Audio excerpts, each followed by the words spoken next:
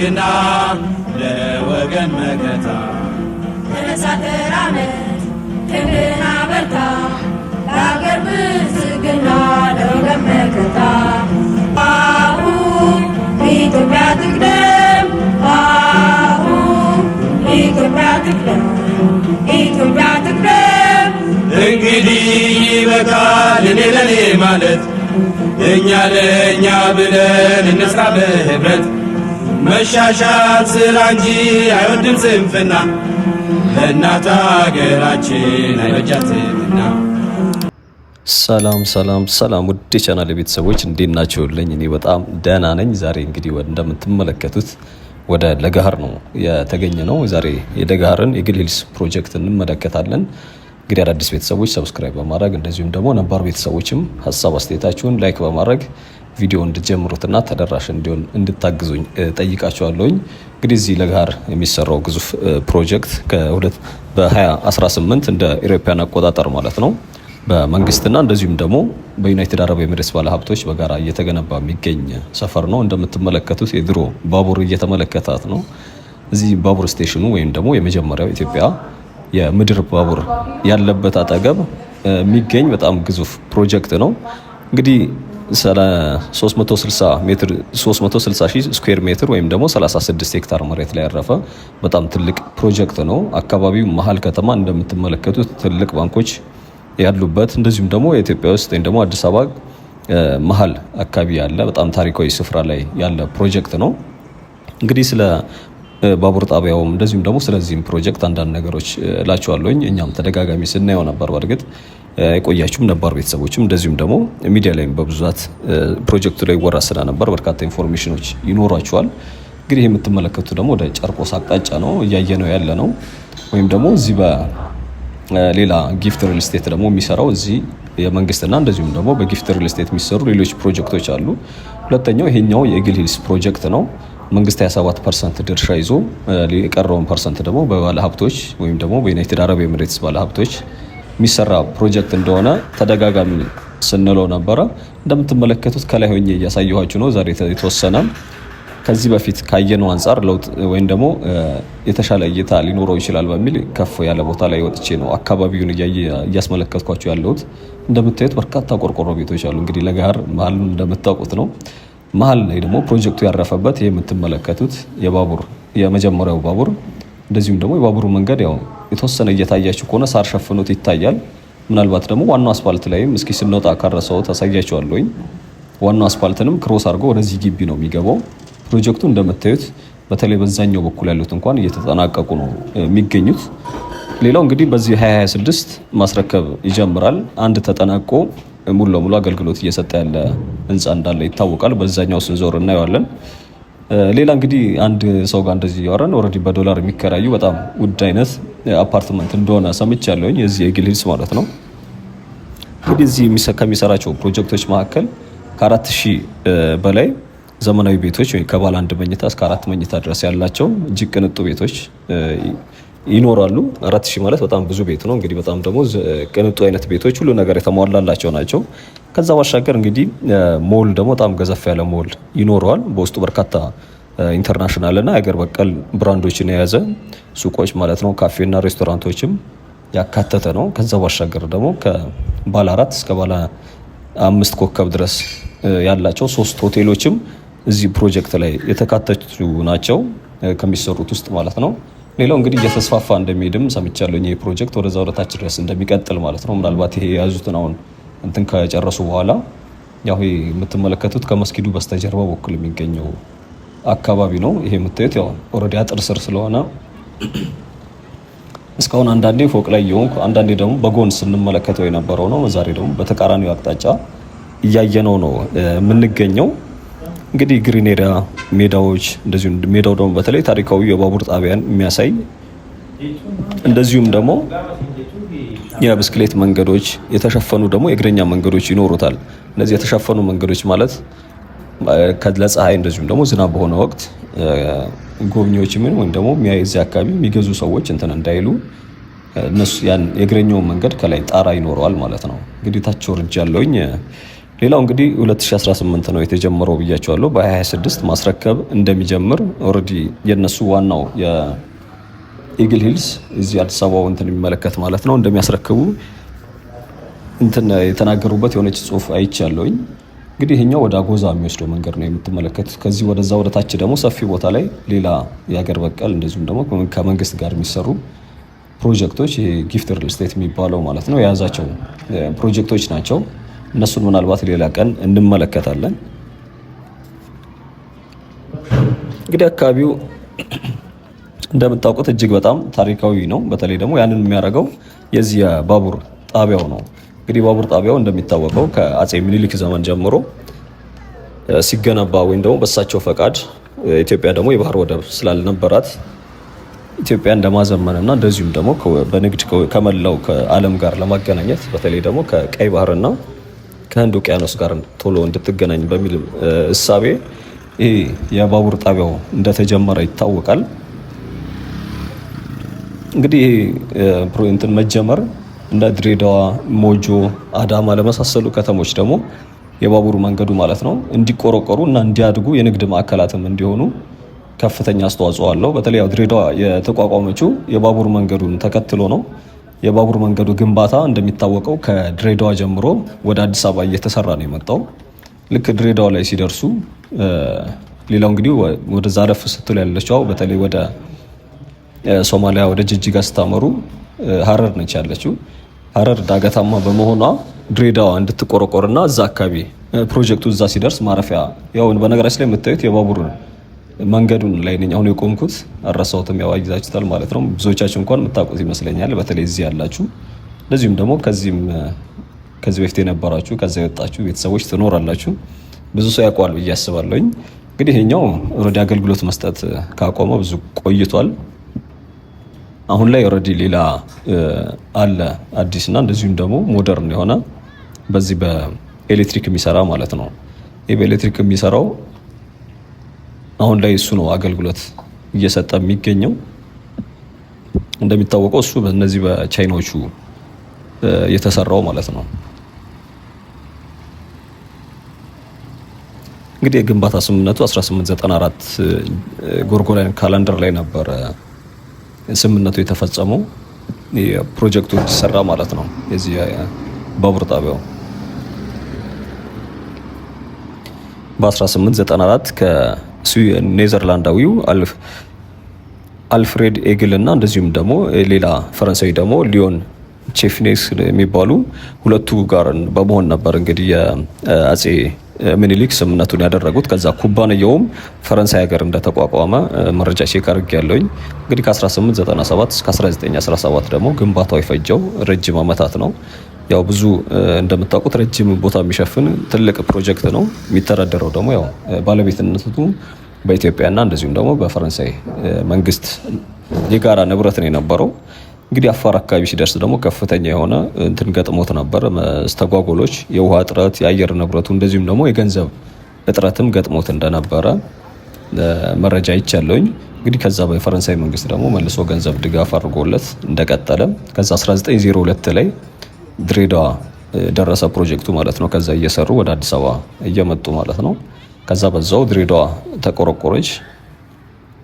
በ1915 ደግሞ አቃቂ ደረሰ ይሄ መንገድ ግንባታው ማለት ነው። እንግዲህ አቃቂ ከደረሰ በኋላ ወደ 1917 ደግሞ ሙሉ ለሙሉ አዲስ አበባን ደረሰ። ያ ማለት እንግዲህ በዘውዲቱ ወቅት ማለት ነው። በ1929 ደግሞ የባቡር የግቢው ተጠናቆ በአፄ ኃይለሥላሴ ወይም ደግሞ አልጋ ወራሽ ተፈሪ መኮንን በሚባሉበት ሰዓት ወይም ደግሞ ሙሉ ለሙሉ ከመንገሳቸው በፊት ማለት ነው ተመረቀ ማለት ነው ፕሮጀክቱ። ከዛ ያው እንደሚታወቀው እዚሁ በር አካባቢ ደግሞ ወደዛ እየተጠጋን ያለ ነው። እዚህ የሞ አንበሳ ሐውልቱ አለ። እሱ ደግሞ በ1930 በአፄ ኃይለሥላሴ እሱም በተመሳሳይ ተሰራ። ከዛ ያው ጣሊያን ወረራ ባደረገች ሰዓት ወደ ሮም ተወስዶ እንደነበር ከዛ በኋላ ደግሞ በ1960ዎቹ መልሶ ወደዚህ እንደተመለሰ ይታወቃል። እንግዲህ የአራት ሰዎች ምስልም ላዩ ላይ ያለ ምናልባት ልብ ብላችሁ ሊሆን ይችላል፣ ብዙ ሰውም ሊያውቀው ይችላል። እንግዲህ አራቱም አንደኛው የአጼ ምኒልክ ናቸው፣ ሁለተኛው ራስ መኮንን፣ ከዛ ሶስተኛው ደግሞ አጼ ኃይለ ሥላሴና ንግስት ዘውዲቱ በአራቱም አቅጣጫ የእነዚህን ሰዎች ምስል ይዟል። እንግዲህ አካባቢው እንደምትመለከቱት ነው። የተወሰነ ትንሽ መሸት ብሎብናል። ያው ባቡር ጣቢያው እንደምታዩት ይሄ ነው። እንግዲህ ባቡር ጣቢያው መጀመሪያ በፈረንሳዊ አርኪቴክቸር ነበር የተሰራው። በኋላ ላይ ግን አጼ ኃይለ ሥላሴ መልሰው እንዲቀየር እንዳደረጉት ባለፈው ባየነው ቪዲዮ ሼር ተደራርገን ነበር።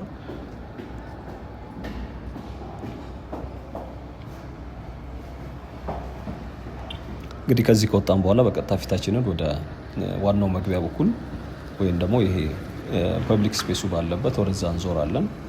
ከዛ ቀጥሎ ወደ ሜክሲኮ አቅጣጫ አድርገን የተወሰነ እናመራለን። እንግዲህ ፕሮጀክቱ እዚህ አካባቢ ነበሩ። ሌላው የዚሁ ፕሮጀክት አካል እንደሚሆኑ እዚህ ኤግል ሂልስ ደግሞ የተለያዩ ሀገራቶች ላይ እነ ሞሮኮንም በመሳሰሉ ሌሎች አፍሪካ ሀገርና ሀገራት ላይ ይሄ ፕሮጀክት እንደዚህ አይነት ኤግል ሂልስ ሌሎች ፕሮጀክቶች እንዳሏቸው ይታወቃል። እንግዲህ ኤማር ፕሮፐርቲስ በአንድ ወቅት ኤማር ፕሮፐርቲስ የሚባል መሐመድ አላቦር የሚባሉ ዩናይትድ አረብ ኤሚሬትሳዊ ናቸው። እንግዲህ የዚህ ፕሮጀክት ዋና ሲኢኦ ማለት ነው።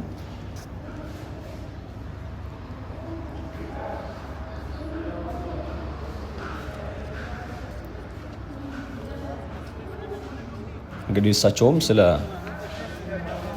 ቡርጅ ከሊፋ እንደዚሁም ደግሞ ዱባይ ሞል ያሰሩ ወይም ደግሞ በዋናነት ያሰሩ ትልቅ ባለሀብት እንደሆኑ ይታወቃል። ያው ከጀርባቸው ዩናይትድ አረብ ኤሚሬትስ መንግስትም እንዳለ፣ እሳቸው ግን ትልቅ ኢንተርፕረነር እንደሆኑ በባለፈው ቪዲዮ ነግራችሁ ነበረ።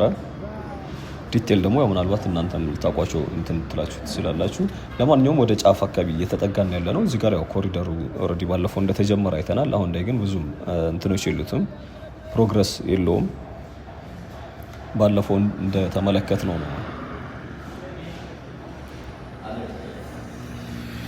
ስለዚህ የዛሬ ጉብኝታችን ዞረን በሜክሲኮ አቅጣጫ ወይም ደግሞ የዚህኛው ኤግል ሂልስ ፕሮጀክት ወይም ደግሞ አሁን የተጠናቀቀው መግቢያ አካባቢ ወደዛ እናጠናቅቃለን። እስከ መጨረሻው ድረስ አብራችሁኝ ሆኑ። ዞረን የግሪን ኤሪያው እንደዚሁም ደግሞ ፐብሊክ ስፔሱን ቆም ብለን የተወሰነ እንግዲህ እየተዟዟረን እንመለከታለን። አብራችሁኝ ሆኑ።